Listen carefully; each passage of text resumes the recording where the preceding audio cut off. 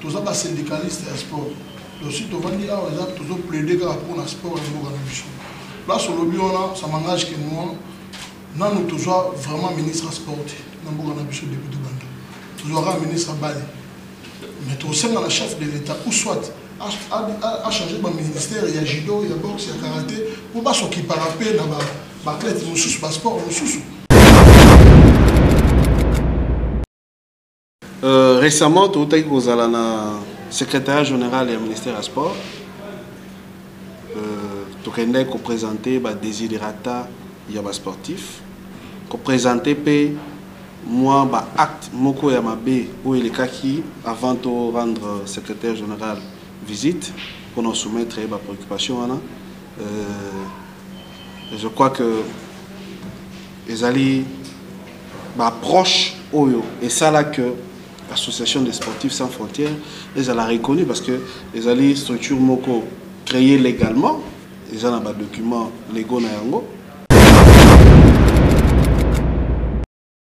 Pour nous, on a besoin de PC ministre place à la guerre. Mais depuis pouvoir, nous avons mis, nous avons eu temps pour y avoir besoin. Mais soit eu temps pour y avoir besoin, peut-être dans le besoin. Et l'Européen, tu as aussi la chef de l'État, il y a besoin, il y a des théâtre, il y a des ministères, il y a maintenant, il y a besoin de sportifs. Mambo bacha na parlé. Pourquoi pas avoir chapé na karaté, bacha na gilite, bacha na judo, pas tout va se retrouver. Toyebi, banebijara biso, mais bacho mo na francophonie. Bandego baké formation nulle part car na Congo, biso va payer organisé. Ça se fait pas. Est-ce qu'il y a-t-il des centres, il y a un sport de combat ou des arts martiaux? Je dirais non. Déjà, on n'avait pas des infrastructures dans notre pays. Il y a Malunga. Aujourd'hui, on dit merci au 9e jeu de la francophonie parce que c'est grâce à cela on a aujourd'hui des salles où ils ont Kangama. Parce qu'avant, mais aujourd'hui, on a des salles où ils ont Kangama. On n'a pas de centres de formation. On a nos clubs, mais on n'a pas de centres professionnels dans notre pays. Et puis ça va passer dans Mawa. N'est pas négligeable, surtout par ta armation. Les joueurs sont ensemble, les joueurs mais pourquoi tu as la rame mingi kaka les joueurs? Ils sont pas sportifs à armation. Je veux dire que le ministre à sa part n'a pas état de conditions à boxer, il y a sportif. Pourquoi je dis cela? Parce qu'il fait d'abord, il est d'abord lui-même le premier syndicat. Hein, le premier syndicat, la première personne à parler pour le compte des sportifs. Des places n'a pas par naïsa. Donc on écarter ministre. Parce que si on se plaint aujourd'hui, moi je le dirais que c'est le ministre qui a au moins cette responsabilité-là. Tout au monde dernièrement, les amis de football, on n'a pas un problème avec des footballeurs. Ce sont nos frères sportifs comme nous. Bon, mais sauf que et selon P, tous on peut pas, nous ne sommes pas appelés à être des footballeurs. Nous sommes dans une discipline où nous sommes à vivre en Yango. Mais au moins, ce que nous nous plaidons beaucoup plus, c'est les traitements. Traitement, il faut être égal. HMTV1, likez, large division et abonnez-vous. HMTV1. Merci beaucoup, Ndeko journaliste, pour Malouba. Je crois que Asaf est allé dans mon coussé, un sigle. Mais en grande ligne, Asaf est là ici, Association des sportifs sans frontières. Pourquoi Association des sportifs sans frontières? Parce que les alliés qui sont sportifs, il y a Masano Nyoso. Donc la discipline sportive Nyoso.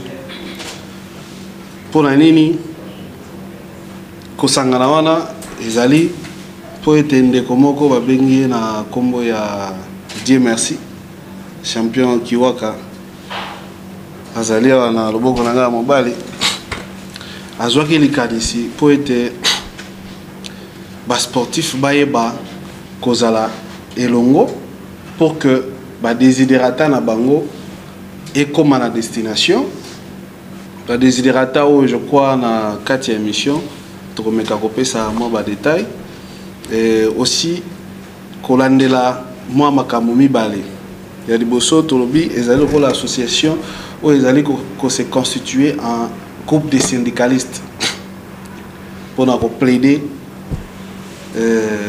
pour la cause des sportifs na sima na yango ko défendre pe ba intérêt ya ba sportif.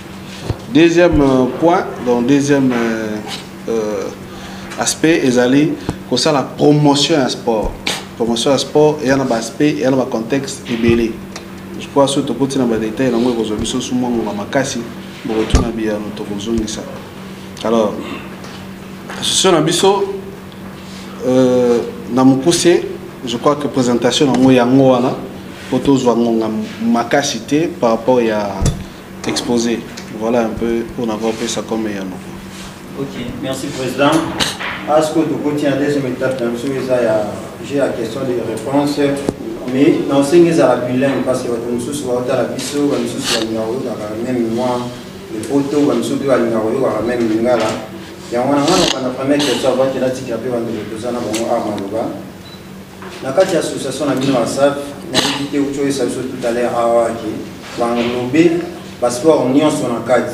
J'espère que va footballer baza ba ndeko basaka ba arma soki baza na kati na bino. Motivation na bino please ya ko créer association oyo utaki watu. Ikanisi wana ko créer asaf utaki bino watu. Et tout ce qui est initiateur na mo ezali vice-président wa jana beaucoup na ya mobali school motivation na plus utaki bino watu.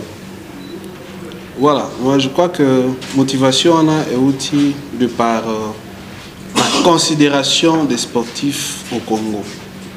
Parce que tout me caille comme ça la moi analyse sur les vies sociales et les conditions professionnelles au bas sportif. Il y a Mikili Moussousou, Bazalarango, et pas dans le Congo, tout le monde qui est vraiment à la hauteur. Alors il fallait que Ndengenini, tout ça en sorte que considération oyo ezali na bandeko ba développer donc ba évoluer dans le domaine mususu oyo ezali par exemple domaine sanitaire bandeko na biso ba médecin bandeko na biso ba ya ba enseignant ainsi de suite ndenge moko oyo bazé ko zo bango na considération il fallait que biso ba sportif tous à la considérer parce que sans le sportif, sans le sport, il n'y aurait pas un ministère de sport dans ces pays. Alors, puisqu'il y a un ministère de sport, de la même façon qu'il y a le ministère des Finances, ainsi de suite, il fallait que les sportifs bénéficiaires, il y a des valeurs.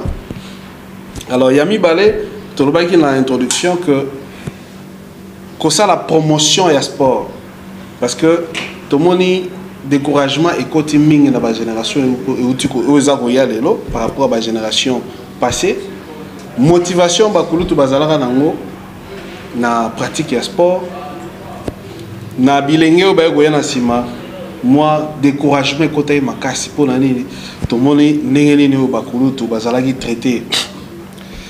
Il y a des grands maîtres, des grands coachs ba onyoso basala ba exploit makasi na kati ya mboka la biso pono ner na yango surtout na libanda na makambo etali masano batikala ko bénéficier na ba traitement mo ya malamu te to ko citer liste aux amulai mais je vous dis na ba konjo ba otala biso na biso moko to yebi ke sport na Congo ils a considéré jusqu'ici non sport ils a considéré mais les sportifs ne sont pas réellement considérés ndé omoni parmi les objectifs OYO et ça qui est l'association des sportifs et c'est créé et mis en place pour que et défendre la cause wana payer ça la promotion à sport pour dans le découragement les qui par rapport à traitement il y a kuluto babanda masano avant alors bisosko tout ça la promotion en pratique tout là que ça valait qui tout ba non bazar boya que sport ezali ça domaine de vie sociale domaine nyonso c'est un métier oyo ko sala pe ke mutu abandaki vina na sport association pe na sport à condition que oyo biso tuza ko luka et c'est concrétisé. C'est ça en fait de manière brève moi les conditions de cette association et se mettre en place. Merci président. Nous s'est présenté comme on a Herman le Congo, le valable Nazali, journaliste dans HM Télévision. Alors, dès l'entrée, il y a jeu, nous avons félicité, nous avons salué maître Nabiso Kiwaka, Nazali, initiateur, n'est-ce pas? Il y a ASAF, en sigle Association de sportifs sans frontières. Alors, dans l'année au président de Molobi, ASAF, les a mis en place, n'est-ce pas, pour promouvoir l'intérêt, il y a des sportifs congolais. Mais est-ce que ASAF, vous avez reconnu le niveau, il y a ministère, il y a sport, pour l'autorité de tutelle de l'Union? Est-ce que depuis au créé ASAF, vous avez déjà le temps pour se présenter dans le ministère des Sports? Mais si vous avez une association pour promouvoir l'intérêt sportif, merci beaucoup. Merci beaucoup, Ndeko, journaliste, pour la question.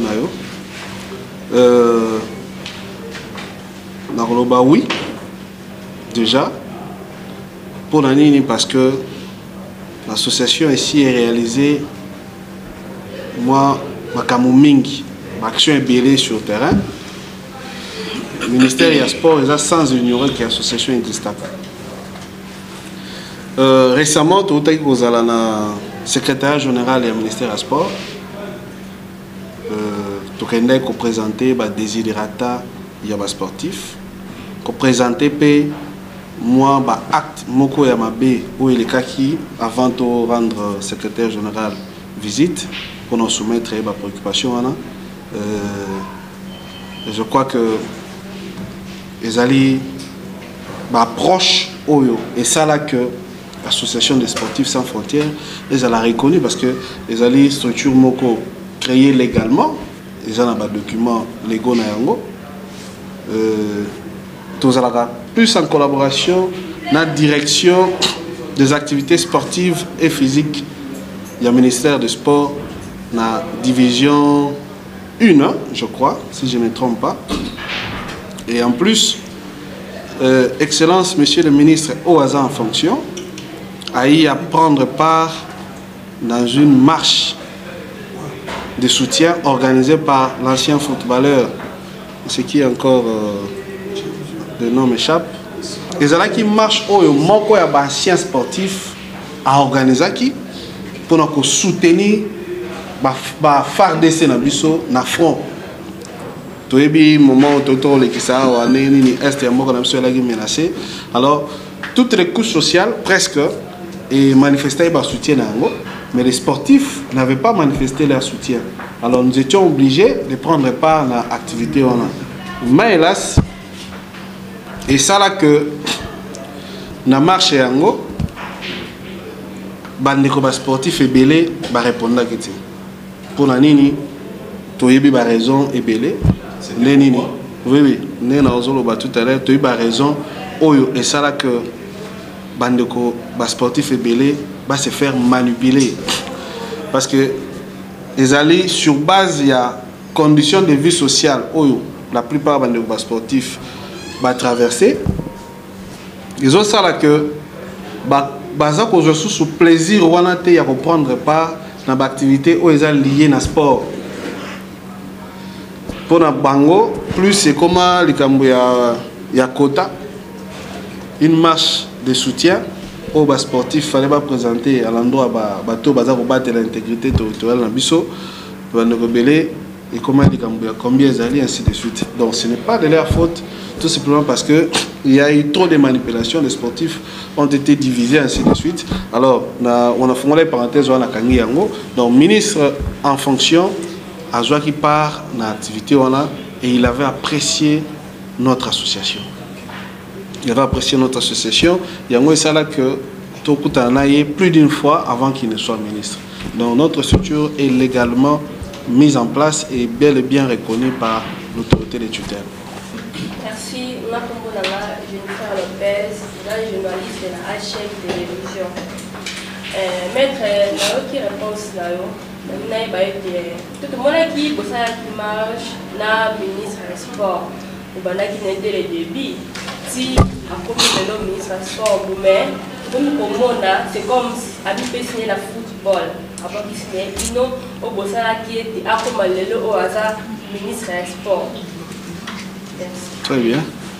Merci en tout cas, maman, journaliste, pour la question. Moi, je crois que Kolobatek est ministre Baksabiso. La relation est bonne. La relation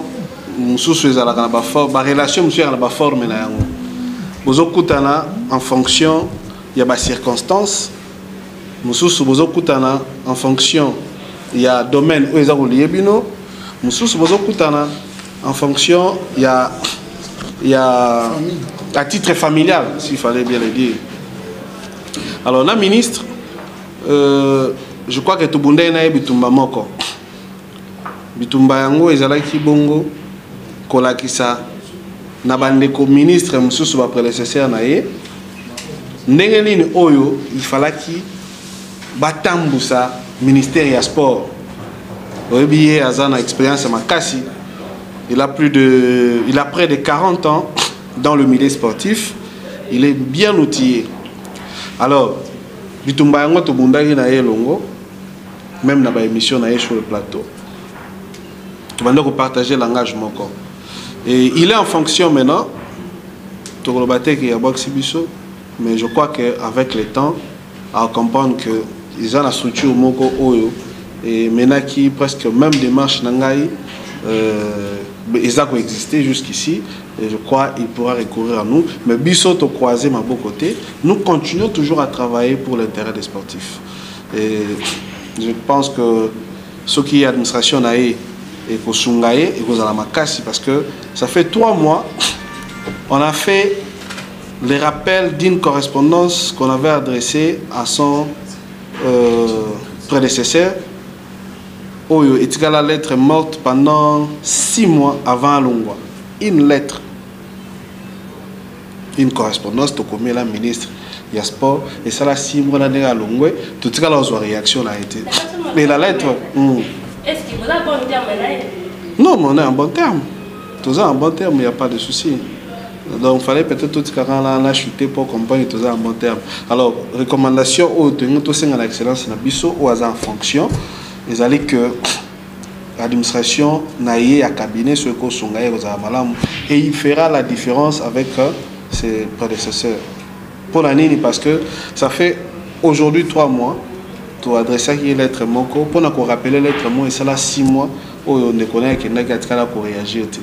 Alors, je pense que la lettre présentait une initiative très importante au Yopé, Tolobela Kangonaye. Il s'agissait de la décoration de médailles des ordres de l'OPA na ba formateur. Parce qu'aujourd'hui, tout le monde a athlète, tout le monde a catégorie de sportif, mais tout le monde a ba souche. Ndé au monde les canisiers, na biso que reconnaissance et banane fisque na ba acte moko ya mikie o eko soulager moral to ba moral ya bandeko ba sportif o ba banda o baza ko continuer na ba boya. Alors tout ça qui na ministre Kendaki, tout ça en collaboration na chancellerie des ordres de l'OPA et puis ce qui a vu favorable na yango pour que ba grand formateur ba grand maître ba o union so ba servir sport pendant très longtemps. Na bandeko baza ko continuer à former les lots, na ba o baza ko continuer au sala ba exploit. Ba remise à la médaille et à la kaka à titre individuel dans la compétition moko bono. Et ça de manière globale comme ça et que ça la moi plaisir moko boé na couche sociale wana pour que et multiplier sous ba courage pour na ko rendre honneur na mboka na biso. Donc bref, tous allez en bon terme maintenant le ministre en fonction. Merci président. Tout à l'heure, vous avez expliqué que par rapport à la remise à la médaille. On a une question à moi, on a les lots, vous avez une médaille, vous avez une compétition pour représenter le cannabis, mais les lots, vous avez une médaille, vous avez une est-ce que vous savez quand même effort où vous présentez en haut devant l'autorité en Boka Nabiso pour nous repérer ça va toujours dans l'air en Boka Nabiso ou peut-être dès que la banque va changer encore les lots de Boka Belé les lots va évoluer par rapport à ce qu'on a il ne voit pas pour que tout le monde a mentionné en Boka Nabiso donc on a plus ministre vous avez qui ensemble vous avez Kumbana nous aussi on a qui va changer tout le monde sport et on malade on va tirer là-dessus excellence pour le monde pour le monde ici et qu'est-ce qui fait que de l'autre monde apparemment aux autres promouvoir plus pour les sport football par rapport à Bino Valero et ça la arme martiaux. Moi différence souvent entre Bino Valero et ça la arme martiaux là Valero va ça la football pour nous va soutenir en plus au début va soutenir Bino Valero aux autres nous allons nous connaître pas. Oui, merci beaucoup pour la question. La question, le président doit répondre et il doit avoir sa parole. Mais pour nous répondre, nous avons tous les syndicalistes et sport. Aussi, nous avons dit que nous avons plaidé pour le sport et le là, sur le bureau, ça m'engage que nous avons toujours vraiment ministre sportif. Nous avons depuis le Banda. Nous avons un ministre Bali.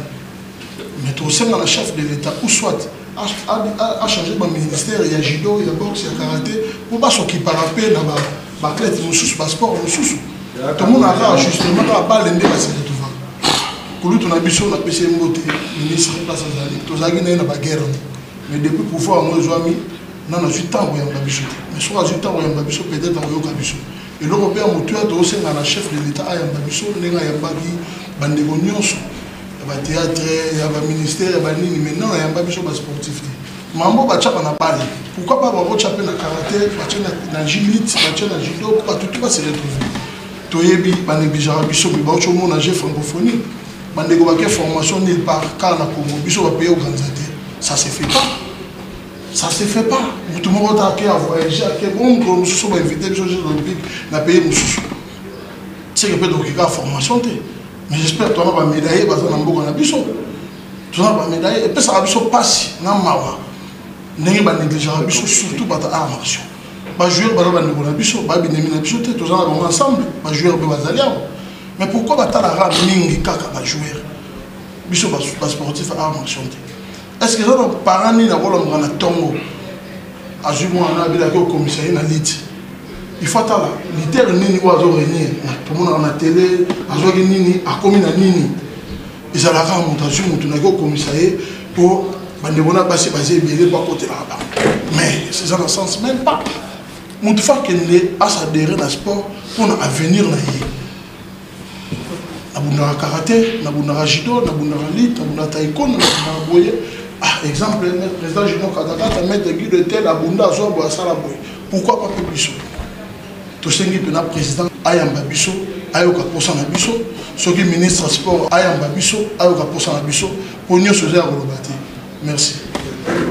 Alors, Tolani a au lobby que le ministre, soit ministère et sport, a fait sa importance ming dans le football. L'importance ming dans la récompense ming les a plus orienté par là-bas. Ok, mais Bino, par rapport, il y a l'activité de Bino, vous a considéré, vous a moins récompensé, si je peux le dire en ces termes. Mais est-ce que, yo personnellement, soit l'association de Bino, il y a ASAF, quelle est la démarche pour déjà pour entreprendre, il y a pour saisir soit le gouvernement, soit il y a pour saisir le ministère, il y a pour présenter les désirateurs de Bino. Merci. Bon, voilà, on a le premier vice-président à répondre. Je voulais marteler sur quelque chose. Pour votre information, aucun ministre des Sports n'a décidé sur les sommes des sportifs, ni de football, ni des arts martiaux. Le ministère des Sports fonctionne sur base d'une instruction qu'on appelle la loi des finances. Et dans cette loi, si je ne m'abuse, dans la page 37 ou 36, vous allez trouver les taux, les primes prévues par l'État congolais que le ministère des Sports ne peut pas aller au-delà. Donc je trouve qu'en ce qui concerne les récompenses des sportifs, ça ne concerne pas les ministres des Sports, mais ça concerne les gouvernements en général. Je pense que même le chef de l'État qui nous suit, je ne sais pas s'il peut changer cette politique-là. La prime que le Léopard Football obtient, on appelle ça la prime de souveraineté.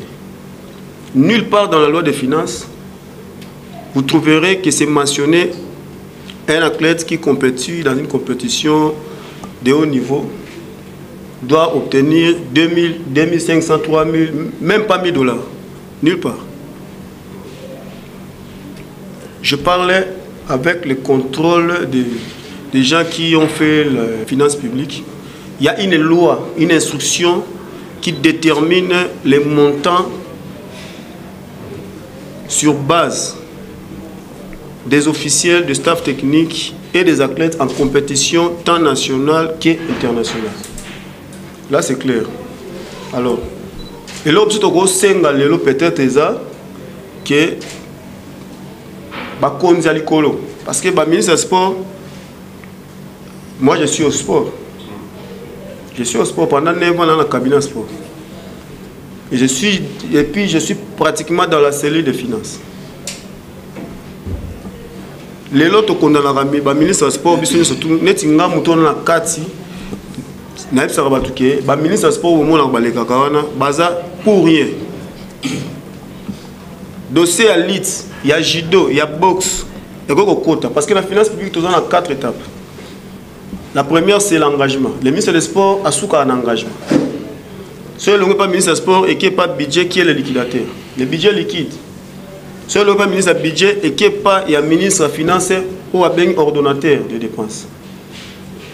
Et dernière étape, c'est la Banque centrale pour les paiements.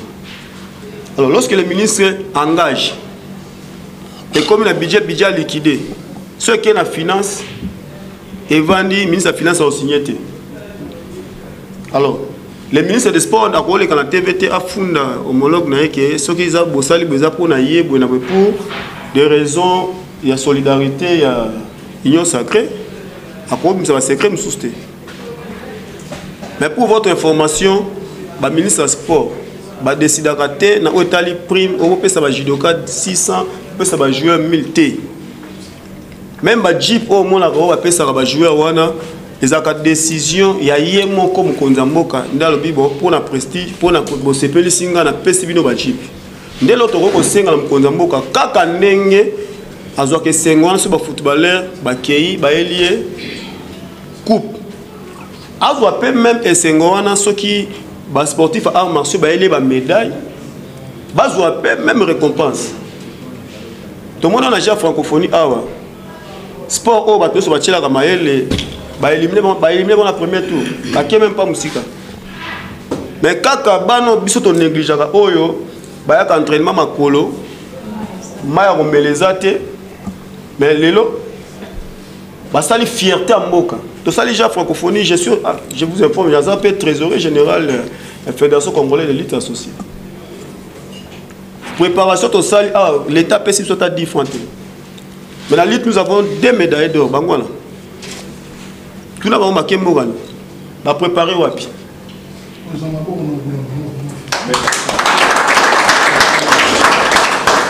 papa, d'actionner.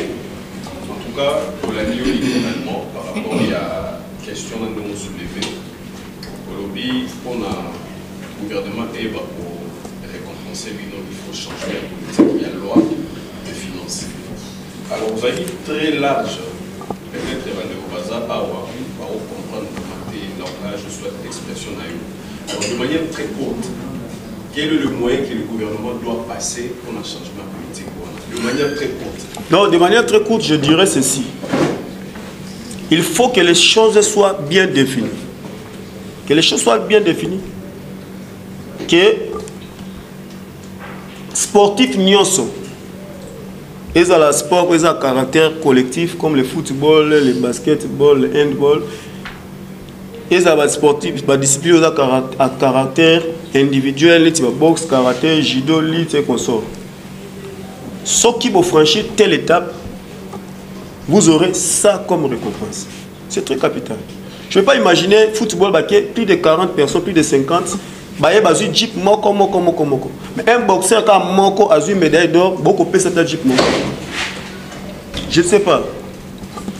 Nous avons tous droit à un même traitement. On peut jouer au football, on peut jouer au basketball, on peut jouer à l'handball, à volleyball, mais pas à la boxe, pas au judo, pas à la lutte. Là, c'est entre la vie et la mort. Vous pouvez entrer debout, vous sortez KO. Nous avons des icônes, ça c'est mon capitaine. Je suis boxeur, vous comprenez? Le champion Issa Banzawana a défendre le titre. Mais personne n'en parle. Personne n'en parle. Alors, c'est quoi? Tu comprends l'été. Parce que tu as le football de temps la politique à Mboka, soi-disant qu'ils ont la majorité. Bien sûr, sur 100%, ça l'évaluation, évaluation tout court. Une petite évaluation. Sur 100% de la population congolaise, au moins 80% sont des sportifs. 80%. Vous comprenez? Donc, nous sommes sportifs, nous sommes une armée, on sort le lot au biquet, les lots, tu vas voter PT, tu vas appeler le côté, et l'homme peut go ça mater. Nous sommes capables. Vous comprenez? Et puis la carte d'habitude sportif, nous avons des intellectuels qualifiés. Nassaf, tous les juristes, des avocats, des magistrats. Il est champion, ici, il est champion, mais il est aussi magistrat. Pas même une semaine. Alors, Bunda, boxe. Vous comprenez? Alors, il faut pas changer le premier sportif, il y a Congo, à changer, à modifier côté Wana. Parce que ici, on parle au nom de l'association. Il faut pas, je ne vais pas privatiser. Donc, pour chiter, ce n'est pas à l'association de décider du montant. Parce que au football, ils ont décider à ils ont Essengo, Nenge Essengo les alliés. Papa n'a pas tendance moi le premier au sommelier vélo. Moi je suis choisi le premier. Quand même Essengo qui na moi na zongo pe pas moi je sommelier vélo. Tant que moi je suis choisi le premier au sommelier vélo, je suis choisi le premier au sommelier bombo. Au sommelier bombo. Donc pour intervenir le président Junior en bref toujours le président de la République, le garant de la nation, ayoka biso mawa ba sportif ya arts martiaux, azwa tempère au tala na lito ina misu na boka mpandi na biso, soki aroyamba biso to akotinda ba recevoir biso bayoka pe kolela na biso. Biso tovandi awa toujours senga pona ba poche na biso te. Toujours senga pona jeunesse congolaise. Tolingi jeunesse et moi changement moko muki ekota. Nenge ba sepelaka biso pe to sala nini to sepela to zapela ba médaille to zapela ba médaille banda to banda ko zoya ba ta armation non to sepela te ni mutuka ni lupango mais to zapata makasi so moni lelo ba kuluna eza cause ya ba makambo wana nta sala sport anyokwami a bénéficier na ngote so na ngoyo sala nini or que biso photos à la pembeni ya gouvernement poto sunga bango na ba service ebelé tout ça pour nos services nation. Donc, tout le président vraiment sera au Gabiso Mawa, a temps pour réfléchir pour Nabiso, ayamba ayoka Biden na ba projet tout ça nango pour nous se trouver goloba a na télé. Donc voilà, merci. Merci pour la réponse. Question dans les arbres pour madame, pour la question. D'abord à la question. Dans la sens de formation et à football. Merci beaucoup pour la question. Il faut se présenter d'abord. Je suis maître Nancy Chaba. Je suis vice-présidente à ASAF. Et je suis coordonnatrice de la dynamique des jeunes femmes sportives. Je fais presque le même travail que nous faisons à ASAF, mais pour la promotion du sport féminin aussi. Il y a tant de centres du sport, du football dans notre pays. Et si je comprends bien la question, vous voulez dire que est-ce qu'il y a-t-il des centres, il y a sport de combat ou des arts martiaux? Je dirais non. Déjà, on n'avait pas des infrastructures dans notre pays, il y a Malunga. Aujourd'hui, on dit merci au 9e jeu de la francophonie parce que c'est grâce à cela on a aujourd'hui des salles où ils ont Kangama. Parce qu'avant, mais aujourd'hui, on a des salles où ils ont Kangama. On n'a pas de centres de formation. On a nos clubs, mais on n'a pas de centres professionnels dans notre pays. Et deuxièmement, il y a tout le monde a banda. Judoka, karaté, ceux qui vont aller à centre, tout va aller à entraînement. Bien mis est-ce que biso peut dans beaucoup à biso puis donc judoka, karaté, vous avez bon véhiculer. Véhiculer, le problème c'est que ils ont parlé sur ça. Le problème c'est qu'il y a véhicule les athlètes. Les problèmes avec les traitements au athlète. Tout à l'heure, on nous a dit ici combien l'athlète congolais gagne. Il est professionnel, mais il gagne combien? C'est qu'il gagne. Est-ce que vous pensez vraiment qu'au Kosovo, parce qu'à quel est le championnat, on va payer $600. L'habitant Orzonga, $600, on a dans la famille. On a classé un soir pour épauler les parents. On a mis ça, son belamba, sentiment, son téléphone et qu'on sort. Donc, ce n'est pas vraiment possible pour que cela soit fait dans notre pays. Donc, au Congo, c'est difficile de faire du sport sa profession. C'est vraiment difficile. On ne peut pas faire du sport sa profession parce que c'était notre rêve. Et rêve en autre succès, on a dit là, Zambeka, merci pour Atindara Biso, Tokende Rotanga, mais les loyaux, Biso, ce que tu as changé. Et l'Okowana, Biso l'aura aussi chance à la sport comme profession. Il faut que ça la gêne au bazoya na simana Biso, basa la sport comme profession à bango.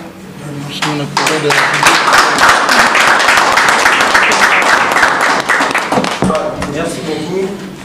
Parce que les gars, on va une chose de dire jamais. Et les choses à la fin, on va. Comme on chitait déjà parce qu'on a fait il y a mentionné l'action de l'eau. Nous avons un président à cette élection en synthèse. Il y a un objectif d'avenir en bino dans la SAF.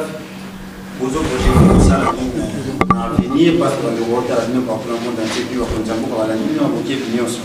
Et le oyo ouais, on dit qu'on a tiré la question et moi on tourne parce que tout le monde sur la plan sur l'état de la commune on n'a pas déjà initiateur champion qui va garantir déjà le projet d'avenir en cas de ça qui s'aligne pendant le président pour aussi ça la question de voilà, je crois qu'on doit gagner un temps, évoluer méthodiquement pour ne pas tout faire au même moment. To bossana qui na introduction na biso ko ça la présentation déjà biso baso to ali nesika. Alors je profite et puis je vais répondre à la préoccupation. On a biso dans la moi si to ali na premier vice-président champion junior Mangangu, il y a les premiers vice-présidents de l'association des sportifs sans frontières. De Kualandi champion junior Mangangu babengi la kombo ya Koko Waya yazali parmi ba cofondateurs de l'association na kolandisa makoko ya toali na maître Blanchard Ngondo Maria yazali moko ya balobeli ya association tozali na MK bazali pe moko babanda pe lisanga ensemble tozana maître Kams. Après, nous avons mis Kam, c'est Ali, maître Yves Malumba, et puis Azali Moko, Bazali Kokamba, Sanga. Dans le Bogonanga Mobali, nous avons maître Nancy Chaba, et Azali, vice-président en charge du sport féminin. De Kualandi, maître Nancy Chaba, et Ali, initiateur, il y a les Sanga Nabiso, Babengi la combat sans frontières, Babengi maître Kiwaka. De Kualandi maître Kiwaka babengi maître Likokolo ML et pe azali moko ya bay oyo basala ke lisanga oyo existé dolenge moko na papa legi na biso maître Dieu merci Kiwaka Jacques Kiwaka voilà et na simalae ezali na maître Merlin encadrement et pe azali moko ya bay basala ke lisanga existé. après Maître Merlin azali Oyalandi azali champion Eric Katompa yazali président de la commission et la communication de l'association des sportifs sans frontières et Ndekwalandi yazali bongo champion et médaille d'or il y a 9e G à francophonie bien na combo ya Maître Mukendi Ndekwalandi et le Soussou il est également champion babengi na combo ya Mbo Isongi Camerounais médaille d'or pe ya 9e G à francophonie tous allez na Maître Guido le gardien du temple et mutabomba biso na siège il pas allé moko ya basala que lisanga exister de Kwalandi kuna babengi na combo ya champion Issa Kaembe champion intercontinental tous allez na belé champion B50 également champion d'Afrique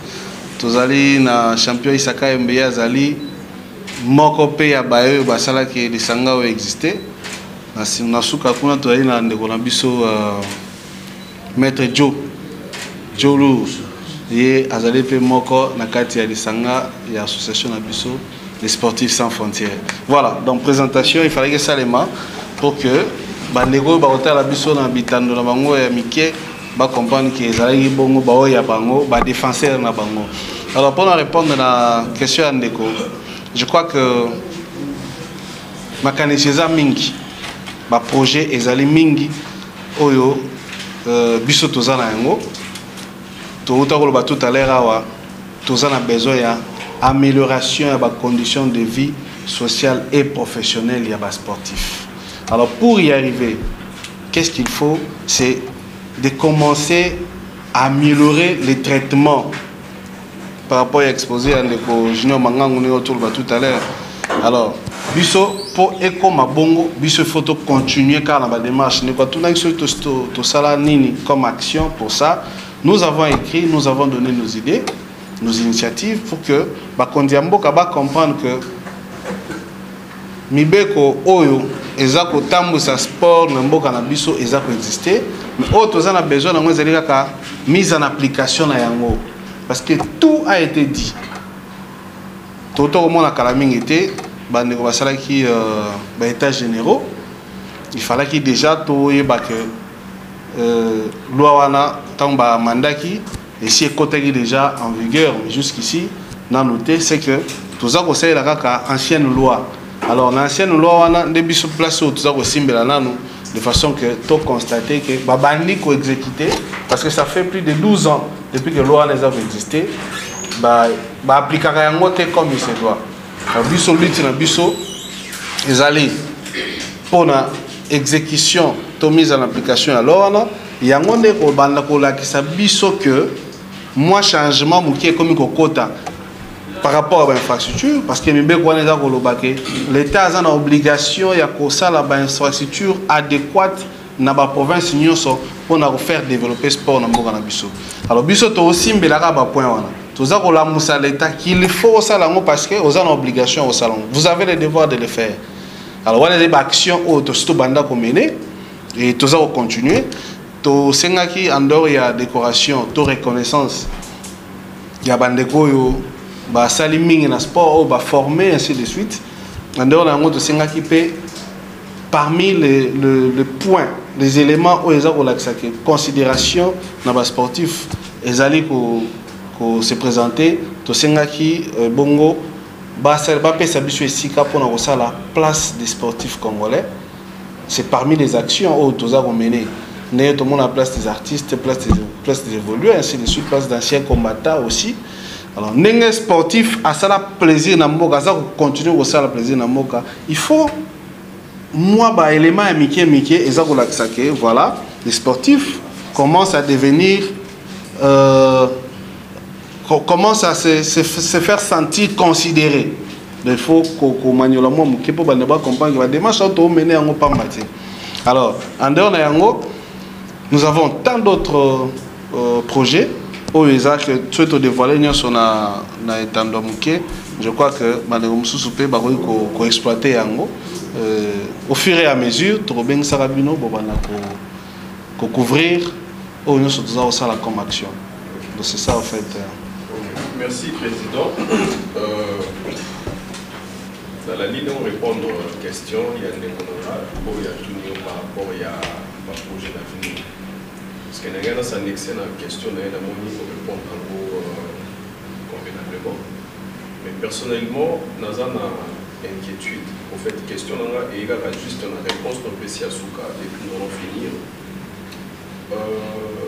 Est-ce que vous avez vraiment, quand on a besoin, il y a gouvernement, soit il y a le ministère des Sports, ou pour réaliser votre tâche ou peut-être une association pour vivre ça, comme par exemple, il y a créé centre de formation, association, est-ce que vous avez la possibilité, à la moyen, pour réaliser une telle sorte d'œuvre, soit pour vous, c'est la CACA, apport, il y a gouvernement. Merci. Question très pertinente. Tous allés association pas maté, tous allés association parce que ils allaient parmi les devoirs dans biso parce que constitution boga dans biso dans l'article 37 il y a un des que l'association existait. L'association nyoso objectif général dans la moko. Sur les associations au Congo, aux Alans et ainsi de suite, aux structures moroboé. Il faut aux la régie sur ces principes de base. Où ils allaient bon libérer l'article 37. Toute association dans le Congo, objectif nous allait pour contribuer à développement à Mboka sur le plan politique, intellectuel, ainsi de suite. Ndenge moko na loi oyo ezali ko kamba sport oyo ezali ko régir sport na Congo. Dans le paragraphe, il y a exposé des motifs. Que le sport a une place de choix dans les nations pour le développement économique, moral, intellectuel, ainsi de suite. Alors, c'est de cette façon-là. Ce qui est dans le moi, c'est que l'andisa malbalande ko kiwa katanga lobele mambo ya bakuluna. Bisoto quel sous musika pour na koloba que tous a lutter contre ba acte de vandalisme, dans ba milieu sportif. Non seulement ça, qu'on récupérer peu ba sportif égaré oyo après avoir pratiqué ba moni et le côté, ba jouer le côté, ba zoni na ba on a cité pour nous se servir dans ba acte mogo oyo tous a déplorer depuis beaucoup d'années. Alors biso pour participer dans le développement Moka. Donc, nous avons besoin de poser la gouvernement par nos propres moyens et puis peut-être à la longue, ce bâtiment aux ala, s'il faut qu'on mette en place parmi les actions où nous avons compté qu'on mener, ils allaient qu'on la descente dans différents districts ou différentes communes. Oyo balingaka masano na ba pratika masano to e bandeni to ko sensibiliser bango pona ko respecter pe ko protéger ba patrimoine oyo ya biso ya mboka hein ba infrastructure sportive d'autorement na match ya suka to betaki awa ba acte ni se présentaki et ezo sengaka l'état te ezali biso nyonso ba congolais biso association des sportifs tu es participer pour éviter à ce que bah acte et se produire les sous. Donc on a beaucoup d'initiatives au ça là que je crois dans les jours qui viennent tout le monde a que l'association des sportifs sans frontières et que ça là yamingi. Alors je crois que après présentation ce que monsieur Obak Césali a invité une ou deux personnes. Obak Césali, tout dans moko ya libota na kombo ya idingo moto na ngenge. Azali vraiment gravement malade. Vraiment gravement donc faut nous ambasser la grâce. Donc tout 5 peu soutien, votre président on peut sa numéro na ye, on peut sa adresse hôpital, so bo rendre visite aux amalam. Pour aller parmi les monuments à sport et à mboka na biso. Donc il est temps de soutenir avant et à la trop tard. Merci. Merci beaucoup. Merci à la présidente et merci à la membre de la SAF et puis à la SAF. président de ce système a biso parce que mon ami est monsieur ah ouais mais nous on soutient ça parce que on a sur ça dire est-ce que la porte est carrément ouverte pour la banque va ça dire et puis c'est même on ça la ligne ceux qui vont passer la ligne on a mis en contact avec la télévision on va dire on se va en contact na ligne tu vas ça la mbela na ba mboka ceux qui vont venir kuta na ligne va ça la ligne ceux qui vont venir ça le pesi on va ligne on va tout ça ah oui mot de la fin on va tout ça c'est na merci beaucoup. Mot de la fin, mot de la fin, que bande qu'on a biso ya bas sportif de partout. Tout là qui ça que tokoza la fort ce qui toza uni. Toi bande nini ko rejoindre. Hein, bande ko bay bande ba ko rejoindre biso na carte association des sportifs sans frontières parce que démarche to et tumbao to kokoka komema yango te biso moko. Nous avons besoin de tous les sportifs congolais. Ata ba bazwami na libanda mboka d'ailleurs pour votre information na introduction j'avais perdu de vue pendant kolobela yango association des sportifs sans frontières les a installé na kati ya mboka na biso na à peu près 8 provinces. Les alliés libanda ya mboka na ba différents pays. Na Kinshasa, nous allons dans 11 communes. Et donc, nous avons besoin, il y a des sportifs, il y a des se joindre dans Bisso pour que nous menions des marches ensemble, afin que nous constater dans les jours à venir l'amélioration de la condition de vie sociale et professionnelle des sportifs congolais. On est avec le Basuka. Et puis, pour l'adhésion, ils allaient vraiment libre, sans condition. Cotisation na biso ezalaka mensuel pour se subvenir na ba besoin nyonso oyo tozaka nango na kati association des sportifs sans frontières to centre daka na ba différents cas oyo ekutana na biso na vie oyo tozali ko mener sur le plan professionnel même sur le plan civil donc na vie civile na biso tosunganaka par exemple ndeko soki azana matanga ndeko azoko bala ndeko azali kosala nini tout ça azana besoin d'assistance en tout cas au centre Dakar à travers ma cotisation na biso circonstancielle mais cotisation mensuelle ezali pour faire la sorte que la structure est fonctionner na bas de page na mino to pesa bino numéro de téléphone na suka je crois beaucoup affiché yango pour tout contact alors na invité soki ndeko alinga bakisero komoko.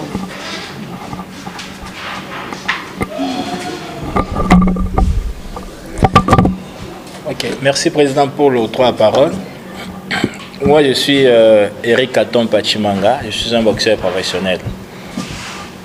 Alors, boxeur professionnel, comme tout un métier, donc tout un travail, pour moi c'est un travail la boxe. Si je demande la parole, c'est juste pour intervenir dans la préoccupation que posée dans l'Italie. Question na mona qui ont devenu le roi moi regret moro buiza na part na biso que ceux qui toujours regretté ndenge le la ministre hein azo kipé bisoté. Moi je pense que bisoté toi bisoté bato sali qui ministre azalawana. Le ministre place azo occupé c'est une fonction politique. Donc ils en a ba moyen o esali que akoma o azalelo. Aye na nzela na bisoté. Biso bato tinda qui était azala ministre.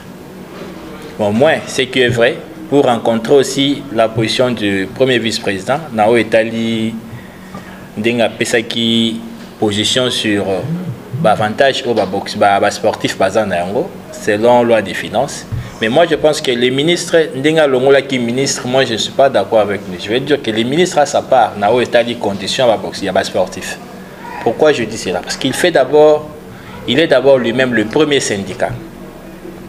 Hein, des premiers syndicats, la première personne à parler pour le compte des sportifs. Des places n'a pas par naïsa. Donc on écarter ministre était. Parce que si on se plaint aujourd'hui, moi je dirais que c'est le ministre qui a au moins cette responsabilité là. Totalement dernièrement les amis de football. On n'a pas un problème avec des footballeurs. Ce sont nos frères sportifs comme nous. Bon, mais sauf que et selon P, donc, tous on peut pas, nous ne sommes pas appelés à être des footballeurs. Nous sommes dans une discipline où nous sommes appelés à vivre en Yango. Mais au moins, ce que nous plaidons beaucoup plus, c'est les traitements. Traitement, il faut être égal. Total, les joueurs qui ont remporté victoire dernièrement. C'est le ministre qui a fait des plaidoiries au chef de l'État pour que le chef de l'État remette à chacun peut-être 30 000 $ si je ne me trompe pas. Pourquoi ne pas le faire pour les sportifs des sports de combat? Nous voyons les sportifs des sports de combat. Ils ont beaucoup plus, sont des agents de sécurité, des sentinelles. Ils sont là pour commander de l'argent derrière des hommes politiques. Or, nous avons des capacités où ils sont mieux placés pour que tous en des conditions malamu. Mais à condition que Bakto Bakambara Biso bas en bonne foi, il y a coupé sa biso, ba ouverture wana, puis à accompagner biso. Par exemple, mon cas, je viens de faire un combat ici. Je fais ma préparation avec mes propres frais. On ne refuse pas parce que c'est une profession pour moi. Je dois les prendre à beaucoup plus de considération. Mais quand des gens ont fait la fierté pour la RDC, on doit quand même être accompagné. Mais ce n'est pas le cas. Et on a beaucoup plus dans le traitement. Il a l'intérêt, il y a que ça, la plaidoirie, il ça pour les footballeurs, qu'il les fasse aussi pour les sportifs, les disciplines soient confondues. À Kaboula raté. Il sa chance. Ndenge biso toka tozobunda pour honneur ya mboka ba meka pe considérer biso nde ba considérer bande comme ça. C'est tout ce que je voulais au moins compléter. Merci.